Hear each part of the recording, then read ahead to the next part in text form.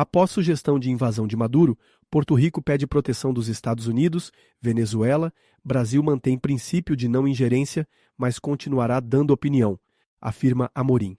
Assessor internacional de Lula voltou a condenar as sanções econômicas aplicadas pelos Estados Unidos. Imagine um líder político declarando publicamente a intenção de libertar um território que é parte integral de outra nação poderosa. Foi exatamente isso que Maduro fez. Essa declaração, feita durante um evento internacional na Venezuela, colocou o Caribe e a América Latina sob os holofotes da comunidade internacional. As palavras de Maduro, propondo a libertação de Porto Rico, não apenas reacenderam tensões históricas entre a Venezuela e os Estados Unidos, mas também levantaram questões sobre soberania e influência regional. Porto Rico, apesar de ser um território não incorporado dos Estados Unidos, desempenha um papel crucial na geopolítica da região. Geopolítica da região. A ilha, com status de Estado associado, possui uma posição estratégica no Caribe, servindo como um importante ponto de influência americana na área. As palavras de Nicolás Maduro, propondo a libertação de Porto Rico, foram recebidas com indignação por seus líderes locais. A governadora Jennifer González Colón rapidamente respondeu, destacando o vínculo inquebrável entre Porto Rico e os Estados Unidos. Em uma carta enviada a Donald Trump, ela classificou as declarações de Maduro como uma ameaça aberta à segurança nacional americana e reafirmou que os porto-riquenhos, em referendos anteriores, já rejeitaram a independência, optando por fortalecer sua união com os Estados Unidos. Esse episódio serviu para reforçar o papel de Porto Rico como um símbolo da presença americana na região. Para os porto-riquenhos, o apoio de Washington não é apenas uma questão de política, mas uma garantia de segurança contra possíveis ameaças externas. No entanto, a retórica de Maduro trouxe à tona a vulnerabilidade geopolítica da ilha, lembrando a todos que, apesar do seu vínculo com os Estados Unidos, Porto Rico ainda enfrenta desafios históricos e econômicos que podem ser explorados em conflitos retóricos como esse. Enquanto as declarações de Nicolás Maduro geravam reações contundentes nos Estados Unidos e em Porto Rico, o Brasil também se viu envolvido indiretamente na questão. A menção de Maduro sobre o uso de tropas do Brasil levantou preocupações e reflexões sobre o papel do país na política regional. O governo brasileiro, por meio do assessor internacional Celso Amorim, reiterou sua posição de não ingerência nos assuntos internos da Venezuela, embora tenha deixado claro que isso não impede o Brasil de expressar opiniões sobre os acontecimentos no país vizinho. Essa postura reflete a tentativa do Brasil de equilibrar uma relação diplomática com o regime de Maduro, sem endossar suas ações ou declarações. Além disso, o Brasil condenou as sanções econômicas impostas pelos Estados Unidos, argumentando que elas dificultam qualquer tentativa de negociação ou transição democrática na Venezuela.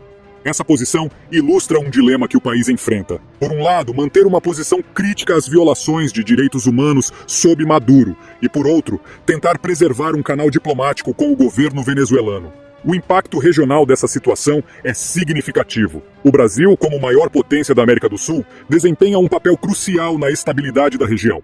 Enquanto a crise venezuelana continua a gerar ondas de refugiados, violações de direitos humanos e tensões fronteiriças, o Brasil permanece em uma posição delicada, buscando atuar como um mediador potencial, sem se alinhar completamente com nenhum dos lados em conflito. As declarações de Nicolás Maduro não ficaram sem resposta dos Estados Unidos, que reagiram com firmeza.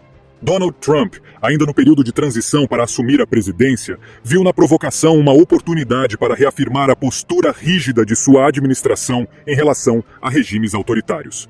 A governadora de Porto Rico, Jennifer González Colón, desempenhou um papel fundamental ao pedir publicamente que Trump adotasse uma posição clara contra Maduro, destacando que as ameaças à soberania americana não seriam toleradas. Em resposta, o então presidente eleito sinalizou que sua administração seria inflexível em proteger os interesses dos Estados Unidos e seus territórios.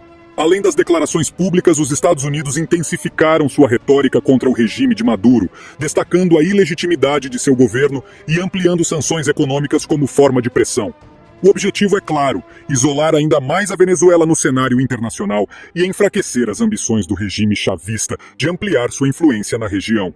No meio das tensões envolvendo a Venezuela e os Estados Unidos, um evento chamou a atenção: o encontro de Nicolás Maduro com João Vicente Goulart, filho do ex-presidente brasileiro João Goulart.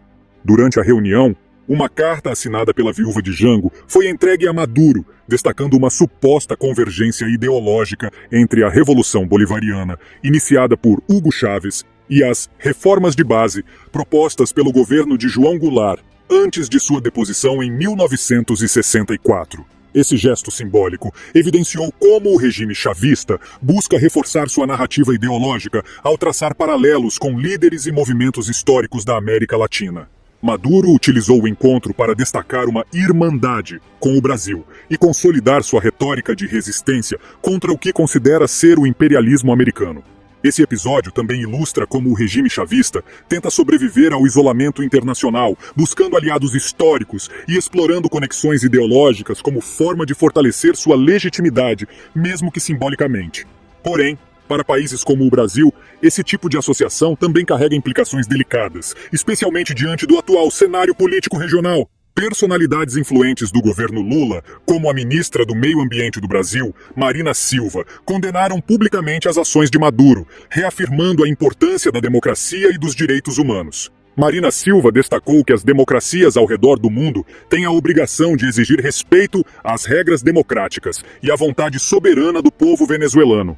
Sua declaração foi mais um reflexo da crescente pressão internacional contra o regime chavista, acusado de fraudar as eleições e de suprimir a oposição por meio de perseguições, prisões arbitrárias e repressão política.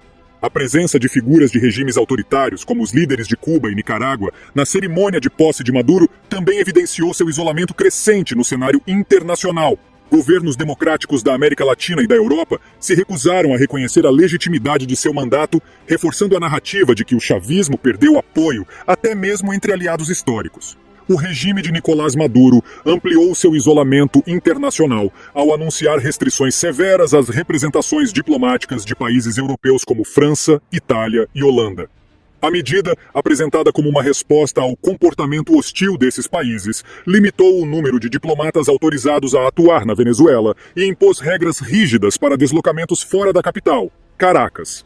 Essas restrições foram vistas como uma escalada do confronto entre a Venezuela e a União Europeia, que tem denunciado fraudes eleitorais, repressão política e a ausência de legitimidade do governo Maduro. A decisão também foi interpretada como uma tentativa do regime chavista de consolidar controle interno, minimizando a influência de nações que apoiam líderes da oposição, como Edmundo González, reconhecido como presidente legítimo por vários países europeus. A Holanda, em particular, respondeu à medida com críticas contundentes, classificando-a como um agravamento do autoritarismo venezuelano e prometendo retaliações diplomáticas.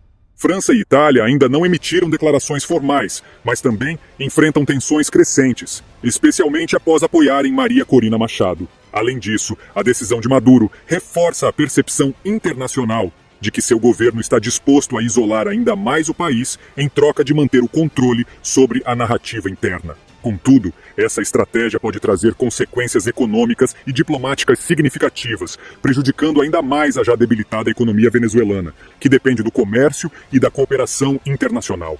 A oposição venezuelana, liderada por figuras como Maria Corina Machado, continua a destacar o enfraquecimento do chavismo tanto no cenário interno quanto no internacional. Em declarações recentes, Maria Corina afirmou que o regime de Nicolás Maduro está com os dias contados, apontando para o isolamento político e a crescente rejeição popular ao governo. Segundo Maria Corina, o chavismo enfrenta um desgaste sem precedentes, com antigos aliados regionais e globais se afastando e reconhecendo Edmundo González como o verdadeiro presidente eleito da Venezuela. Essa mudança de apoio diplomático foi evidenciada por países como Itália, Argentina e Canadá, além de instituições como o Parlamento Europeu, que tem pressionado por uma transição democrática no país. No plano doméstico, a oposição venezuelana denuncia as condições precárias enfrentadas pela população, que luta contra uma crise econômica e humanitária agravada por décadas de má gestão e corrupção. A repressão contínua contra líderes oposicionistas, incluindo casos de prisões arbitrárias e supostos sequestros, reforça o clima de instabilidade política e social. A oposição também utiliza sua crescente rede de apoio internacional para pressionar por novas eleições livres e justas, enquanto trabalha para mobilizar a população dentro do país. Para líderes como Maria Corina Machado, o fim do chavismo não é apenas uma possibilidade distante, mas uma meta palpável à medida que o regime de Maduro perde legitimidade e capacidade de governar. Esse cenário revela a fragilidade crescente do chavismo e a importância de um esforço coordenado, tanto interno quanto externo, para que a Venezuela possa sair do atual impasse e buscar uma solução democrática para sua crise prolongada. Se você gostou deste vídeo, você também vai gostar desse vídeo que estou te indicando e que está aparecendo aí na sua tela. Deixe a sua opinião nos comentários do vídeo. Se ainda não for inscrito, inscreva-se no canal e obrigado por assistir.